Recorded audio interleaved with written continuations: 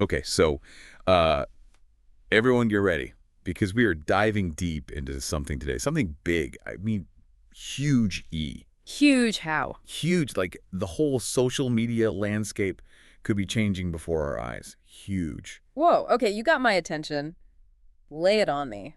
What are we diving deep on today? We are talking TikTok. Ah. Or, well, maybe the lack of TikTok. Oh, right, the whole potential ban thing. Yeah.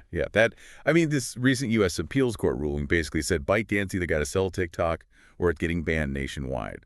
And it all boils down to, you guessed it, national security concerns. I mean, yeah, that's a big deal. But I guess my first question is, wouldn't a ban just hurt TikTok? Like, how does that really change the social media world as a whole? Well, think of it like this. If TikTok gets the boot, there's a massive void to fill. All those users, all those creators, they're going to need a new home, right? Right. So who are the potential winners here? Is there another app ready to just step in and take over? Well, the first one that comes to mind is, and I bet you can guess it, Meta. Meta, Facebook, Instagram. Exactly. And the craziest part, it's not even just speculation. Zuck himself, Zuckerberg flat out said people spend like half their Instagram time on Reels already. Half their time. That's insane. I mean, Reels has always seemed popular, but I had no idea it was that big. Yeah, it's mind-blowing. And if even a fraction of TikTok users jumped over, Reels would be the undisputed king of short-form video. I see where you're going with this. So basically, TikTok gets banned, Meta steps in to fill the gap, Reels becomes even bigger, and Meta just rakes in even more money. Pretty much. And you know what else is interesting? Remember how TikTok has struggled to actually be profitable? Yeah, it's kind of ironic. They're this massive cultural force, but they still haven't quite figured out how to turn that into consistent profit. Well, get this.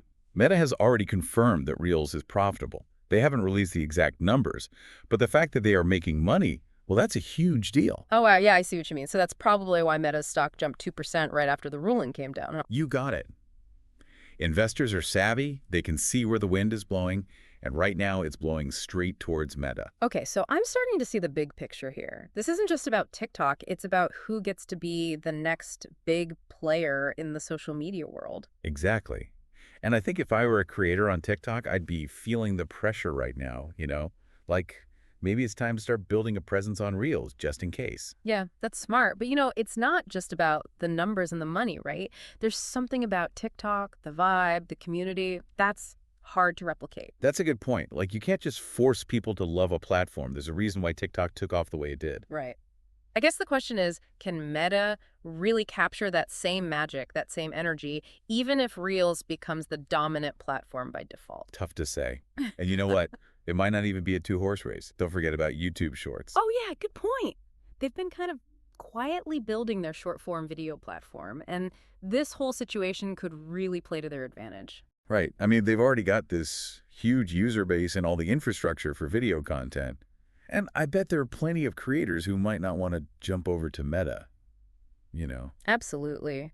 There's a lot of apprehension about Facebook and Instagram these days, especially with all the data privacy concerns. YouTube might seem like a safer, more established option for some. Yeah, it's a good alternative, especially since YouTube's already got that reputation for paying creators. They've been in the game a lot longer than TikTok. True, but can they really compete with Reels, which seems to be growing at an exponential rate? Well, that's the million-dollar question. I guess it really depends on whether YouTube can step up their game, give creators the tools and the incentives they need to really make the switch.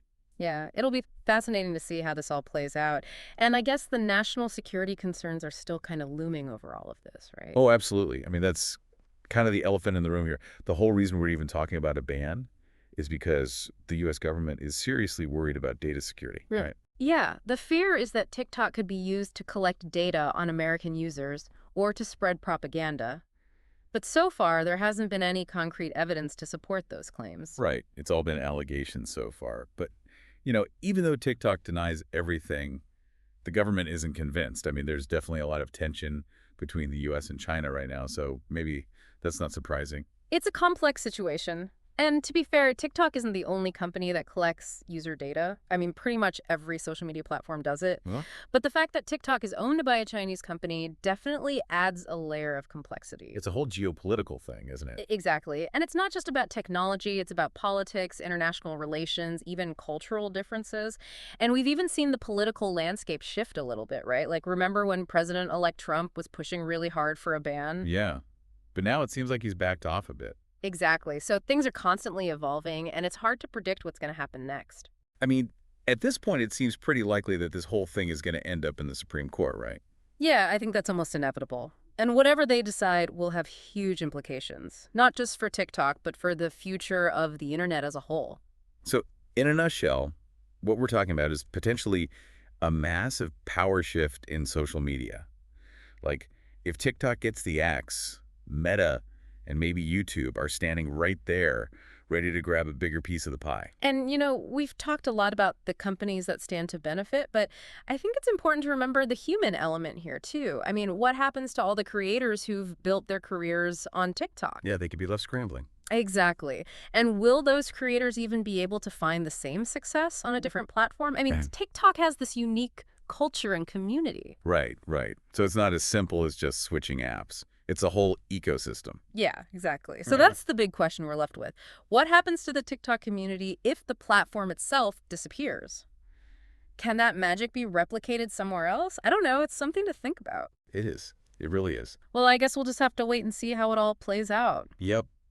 Time will tell. It always does. It sure does.